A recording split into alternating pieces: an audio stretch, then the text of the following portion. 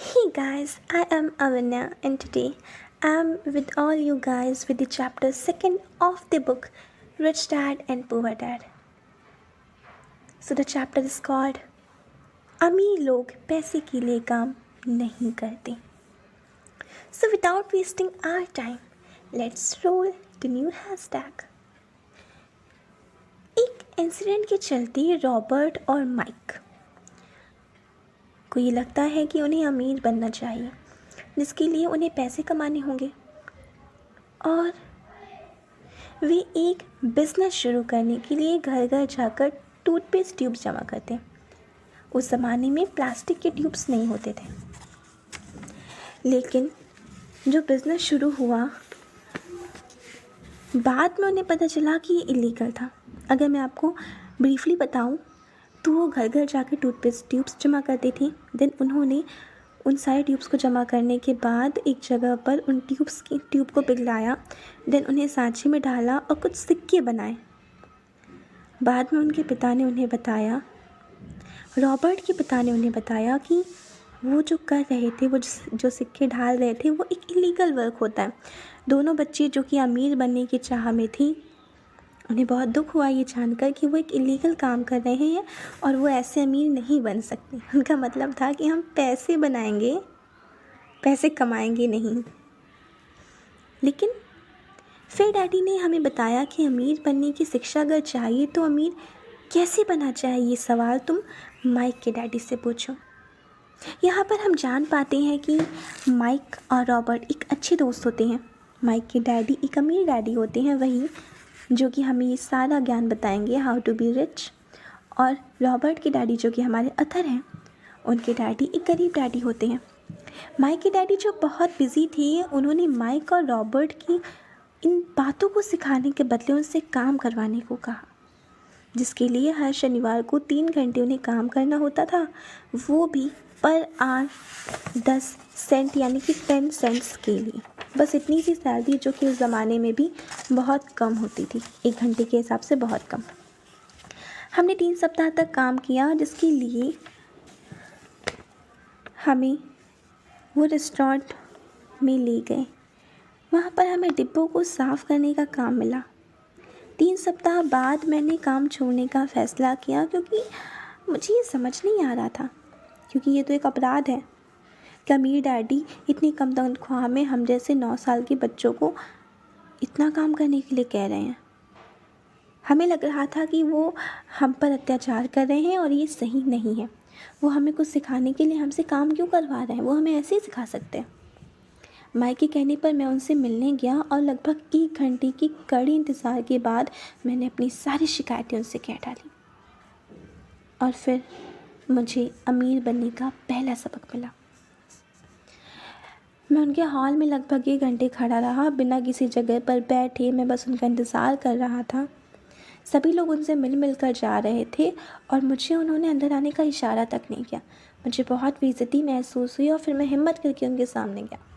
लगभग रोते हुए आवाज़ में मैंने उनसे अपनी सारी की सारी शिकायतें और दर्द कह डाले. गरीब लोग पैसे के लिए काम करते हैं, अमीरों के लिए पैसा काम करता है. ये मेरे अमीर डैडी ने मुझे सिखाया. गरीब लोग पैसे के लिए काम करते हैं, अमीरों के लिए पैसा काम करता है. और फिर उन्होंने मुझसे कहा कि अगर तुम और सीखना चाहते हो तो तुम्हें काम पर वापस जाना पड़ेगा, लेकिन इस बार तुम्हें कोई तनख्वाह नहीं मिलेगी.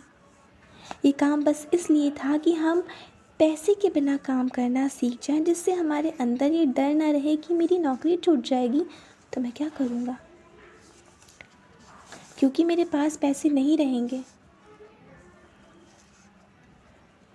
मैं गया था अमीर डैडी के पास अपनी शिकायतें करने की वो हमसे कम तनख्वाह पर इतना काम करा रहे हैं.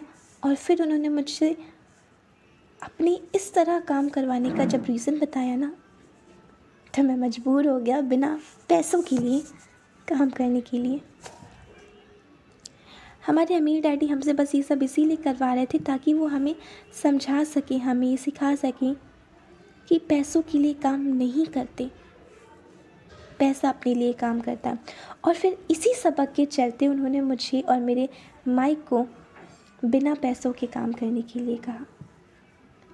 अगर हम तो ये सोच रहे थे कि हमारे डैडी हमें कुछ नहीं सिखा रहे हैं, वो बस हमसे अपना काम निकलवा रहे हैं, लेकिन असल में ये सारा काम हमारे सीखने का ही एक पहलू था। अमीर डैडी के मुताबिक यह डर हर गरीब के अंदर होता है कि उसे कम तनख्वाह पर काम करने के लिए मजबूर करता है। ये डर कि अगर मेरी नौकरी छूट जाएगी तो मैं क्या करूँगा, उसे उतनी कम कीमत पर भी काम करवा लेता है जितनी वो डिज़र्व नहीं करता। हम बिना पैसे के काम करना सीख गए थे और पैसे ना मिलने की वजह से हमारी कल्पना शक्ति और बढ़ रही थी कि हमें कुछ किताबें खरीदनी चाहिए, उनसे कुछ व्यापार करना चाहिए या फिर कुछ करना चाहिए। क्योंकि हम बिना पैसे के काम कर रहे थे तो हमें ये लगता था कि हमारा समय बर्बाद हो रहा है, हमें कुछ तो करना चाहिए कि हम पैसे कमा लें, कुछ तो कर लें कि हमें पैसे मिल जाए, कुछ तो करना चाहिए कि हम अभी से कुछ कमाने लगे ताकि हम जल्दी अमीर बन जाएं। और इसी कल्पना शक्ति के चलते मैंने कुछ किताबें उसी स्टोर से जमा की जिसे मिसेस मार्टिन, जो कि उस स्टोर की जहाँ पर हम डिब्बे साफ़ करने का काम करते थे, मैनेजर थी। हम जहाँ काम करते थे वहाँ की मैनेजर यानी कि मिसेस मार्टिन कुछ किताबों को फेंक दिया करती थी। हमें वहाँ से मुफ्त में किताबें मिल जाती थी, इस शर्त के साथ कि हम उन्हें कहीं बेच नहीं सकते। हमने कहा ठीक है, हम नहीं बेचेंगे, लेकिन हम इनसे कुछ व्यापार तो कर ही सकते हैं। और फिर हमने एक छोटी सी लाइब्रेरी माइक की बेसमेंट में खोल ली, जहाँ किताबें पढ़ने के लिए केवल 10 सेंट हर घंटे मिलते थे। हमने बस इतना किया कि मिसेस मार्टिन के द्वारा फेंकी जाने वाली किताबें इकट्ठा की, उन्हें बेसमेंट में सही तरीके से रखा।